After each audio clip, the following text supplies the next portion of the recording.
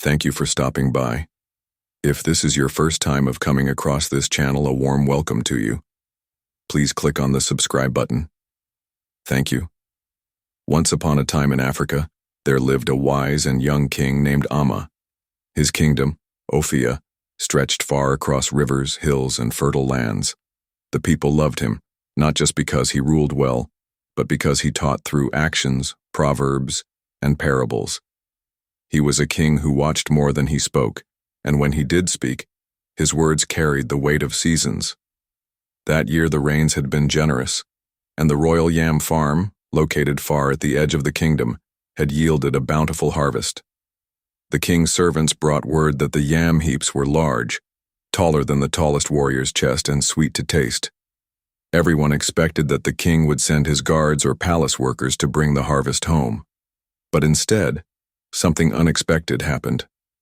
On the morning after the last batch of yam was harvested, the king's royal gong sounded across the land.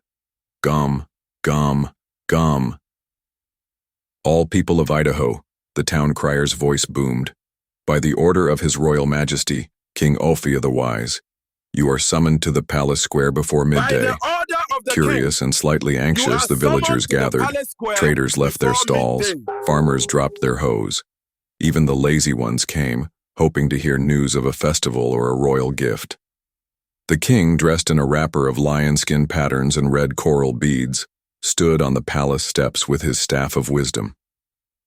"The great people of Idaho Kingdom," he said, his voice calm and regal. "The royal yam farm has been harvested. I invite all of you who are willing to go tomorrow to help me bring the yams to the palace. Bring your baskets, strong hands, and good spirits. I will be waiting at the farm." Whispers rippled through the forest of heads gathered at the palace square. "Is that not the king's farm?" someone murmured. "Why would he ask common people to do such work?" another asked. "That place is far, almost half a day's walk," grumbled Oju, a wealthy palm wine tapper known for his arrogance. Some nodded. Others shrugged. A few smiled quietly, already deciding they would go. The next morning, the sun had barely risen when movement stirred in the village paths. Chimamanda, a young widow with 3 children, tightened her headscarf and adjusted the rope holding her basket. She kissed her sleeping son's head and whispered to her oldest daughter, "Boil water. I'll return before sunset. If I bring back yams, we'll pound fufu tonight." Old Papa Oba, stooped with age but strong in spirit, walked with his walking stick and a small woven basket. "I may be slow," he said, chuckling, "but even a snail reaches its destination."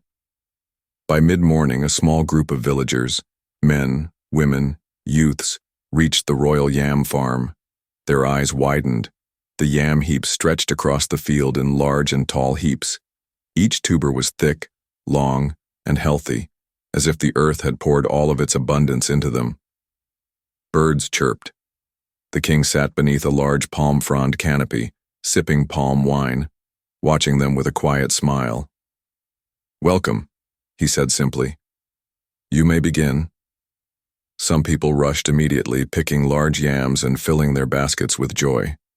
Chimamanda worked carefully, placing each tuber with care, murmuring prayers to the ancestors as she did.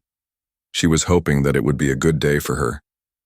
This one for Ovi, this one for Nina. Papa Oba took his time, picking smaller yams he could carry. But not all who came worked eagerly. Anyi, a young man who came because his friends dragged him along, filled just half his basket. "It's not my father's farm, please," he muttered. "Let me carry just enough to show face." Mara, a girl with well-oiled braids and painted nails, picked only 2 yams and said, "Let me not sweat too much. It's not as if we'll get anything out of this." Ucho and his 2 teenage sons came late but worked swiftly and filled 3 baskets between them. "This is a chance to show the king our gratitude," Ucho told his sons. "Work with joy." Kane, a poor boy who often ran errands for villagers, had only a small sack. Yet he packed it full, wiping sweat with his torn shirt, humming as he worked. By sunset, they began to return to the palace. They were tired. Dust clung to their feet and sweat soaked their clothes. But there was a strange joy among them. They had done something worthwhile, though many still didn't know why the king had asked them to do it. I'm excited to know that you watched to this point.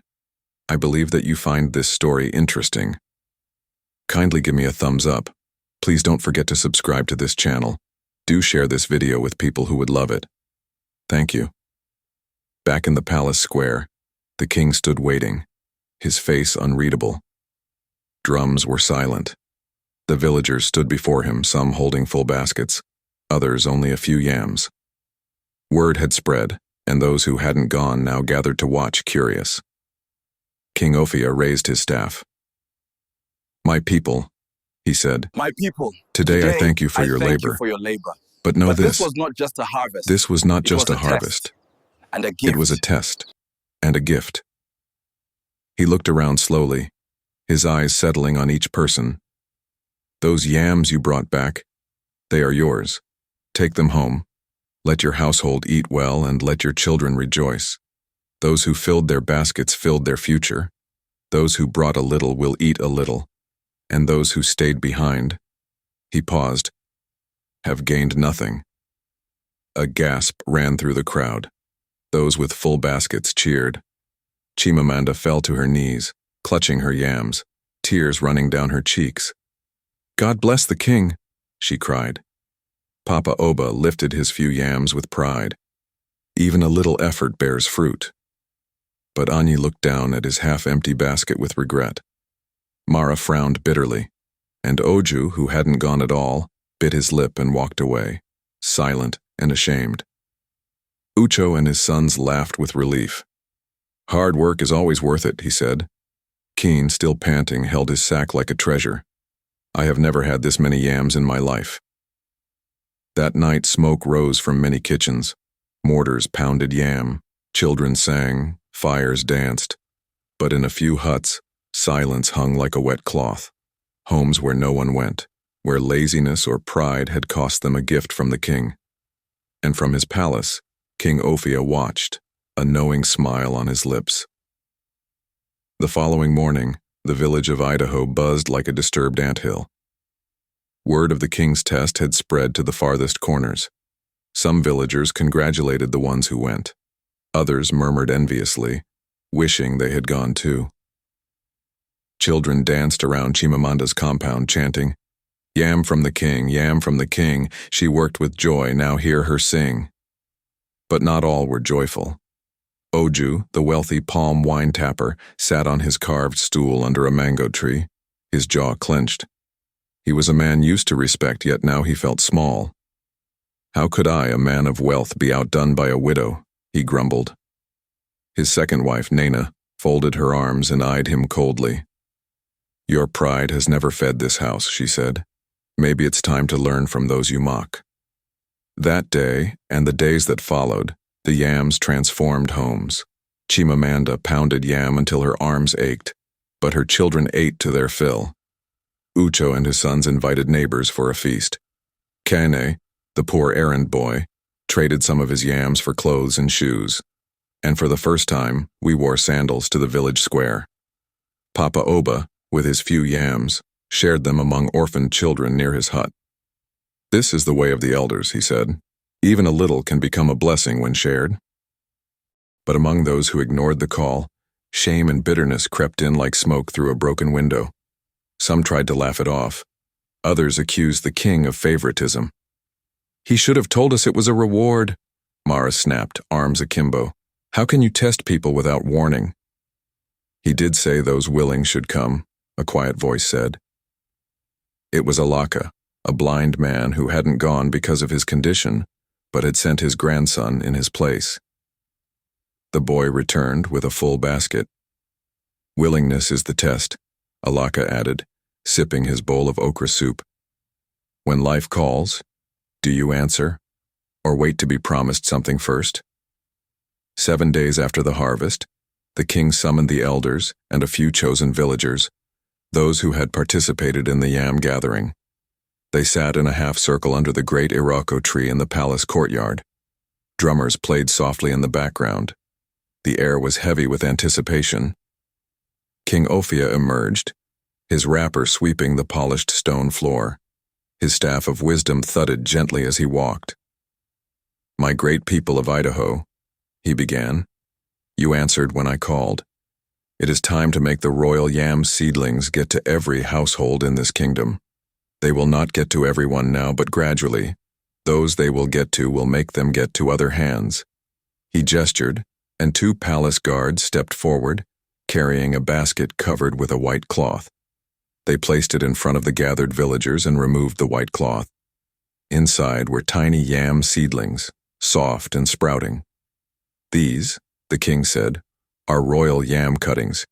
Each of you who came to the harvest will receive 5. Go, plant them. Have a bountiful harvest." He turned to Chimamanda. "Let your heart guide your hands, not just your hunger." To Kine, the poor boy with a rich spirit, "Continue walking in light." To Papa Oba, "Even the slowest drum can move feet when its rhythm is right."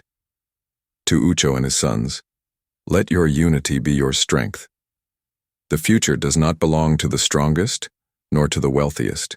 It belongs to those who answer when life knocks, who carry baskets without knowing what's inside them, and plant seeds without demanding fruit." Opportunities often come disguised as ordinary work. Life tests without notice. Those who act from willingness, humility, and hope will find reward, sometimes in yams, sometimes in wisdom, but always in abundance. Thank you for watching. Please subscribe and give me a thumbs up. Do share the video with someone who would love it. Kindly share your thoughts in the comment section.